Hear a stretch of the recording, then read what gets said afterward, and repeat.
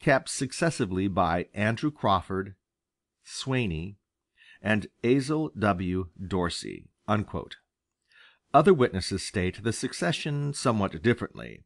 The important fact to be gleaned from what we learn about Mr. Lincoln's schooling is that the instruction given him by these 5 different teachers, 2 in Kentucky and 3 in Indiana, in short sessions of attendance scattered over a period of 9 years, made up in all less than a 12-month. He said of it in 1860, "Abraham now thinks that the aggregate of all his schooling did not amount to 1 year." This distribution of the tuition he received was doubtless an advantage. Had it all been given him at his first school in Indiana, it would probably not have carried him half through Webster's Elementary Spelling Book. The lazy or indifferent pupils who were his schoolmates doubtless forgot what was taught them at one time before they had opportunity at another, but to the exceptional character of Abraham these widely separated fragments of instruction were precious steps to self-help, of which he made unremitting use. It is the concurrent testimony of his early companions that he employed all his spare moments in keeping on with some one of his studies.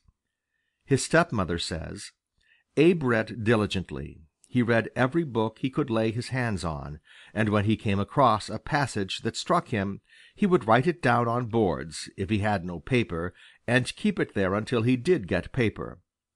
Then he would rewrite it, look at it, repeat it. He had a copybook, a kind of scrap-book, in which he put down all things, and thus preserved them."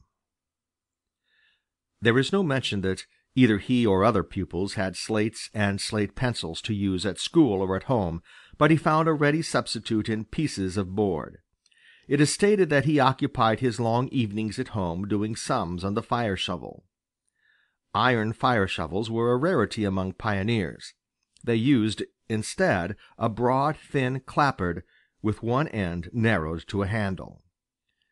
In cooking by the open fire, this domestic implement was of the first necessity to arrange piles of live coals on the hearth, over which they set their skillet and oven, upon the lids of which live coals were also heaped. Upon such a wooden shovel Abraham was able to work his sums by the flickering firelight. If he had no pencil, he could use charcoal, and probably did so. When it was covered with figures he would take a drawing knife, shave it off clean, and begin again.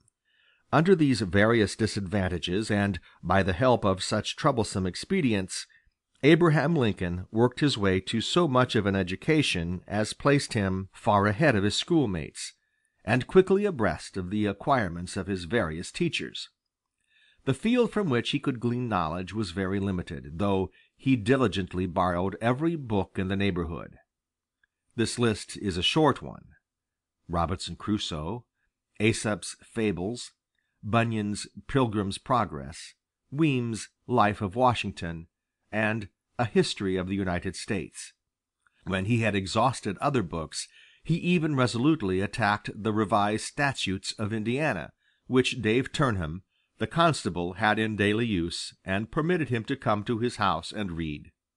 It needs to be borne in mind that all this effort at self-education extended from first to last over a period of 12 or 13 years, during which he was also performing hard manual labor, and proves a degree of steady, unflinching perseverance in a line of conduct that brings into strong relief a high aim and the consciousness of abundant intellectual power.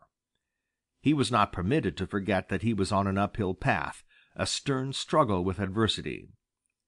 The leisure hours which he was able to devote to his reading, his penmanship, and his arithmetic were by no means overabundant. Writing of his father's removal from Kentucky to Indiana, he says, "He settled in an unbroken forest, and the clearing away of surplus wood was the great task ahead. Abraham, though very young, was large of his age, and had an axe put into his hands at once, and from that till within his 23rd year he was almost constantly handling that most useful instrument, less, of course, in plowing and harvesting seasons." John Hanks mentions the character of his work a little more in detail. Quote, "He and I worked barefoot, grubbed it, plowed, mowed, and cradled together. Plowed corn, gathered it, and shucked corn." Unquote. The sum of it all is that from his boyhood until after he was of age, most of his time was spent in the hard and varied muscular labor of the farm and the forest, sometimes on his father's place, sometimes as a hired hand for other pioneers. In this very useful but commonplace occupation he had, however, one advantage. He was not only very early in his life a tall, strong country boy, but as he grew up he soon became a tall, strong, sinewy man. He early attained the unusual height of 6 feet 4 inches, with arms of proportionate length. This gave him a degree of power and facility as an axeman which few had or were able to acquire. He was therefore usually able to lead his fellows in efforts of both muscle and mind. He performed the task of his daily labor and mastered the lessons of his scanty schooling with an ease and rapidity they were unable to attain. Twice during his life in Indiana this ordinary routine was somewhat varied. When he was 16, while working for a man who lived at the mouth of Anderson's Creek, it was part of his duty to manage a ferry boat which transported passengers across the Ohio River. It was doubtless this which 3 years later brought him a new experience that he himself related in these words. When he was 19, still residing in Indiana, he made his first trip upon a flatboat to New Orleans.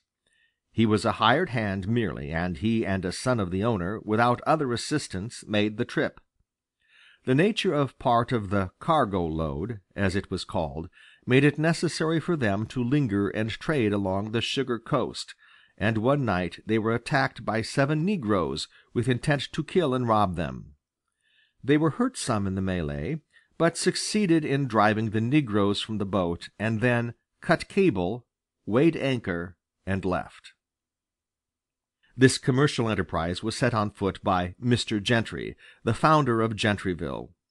The affair shows us that Abraham had gained an enviable standing in the village as a man of honesty, skill, and judgment, one who could be depended on to meet such emergencies as might arise in selling their bacon and other produce to the cotton planters along the shores of the lower Mississippi.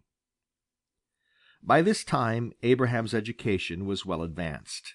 His handwriting, his arithmetic, and his general intelligence were so good that he had occasionally been employed to help in the Gentryville store, and Gentry thus knew by personal test that he was entirely capable of assisting his son Allen in the trading expedition to New Orleans. For Abraham, on the other hand, it was an event which must have opened up wide vistas of future hope and ambition. Allen Gentry probably was nominal supercargo and steersman, but we may easily surmise that Lincoln, as the bow oar, carried his full half of general responsibility.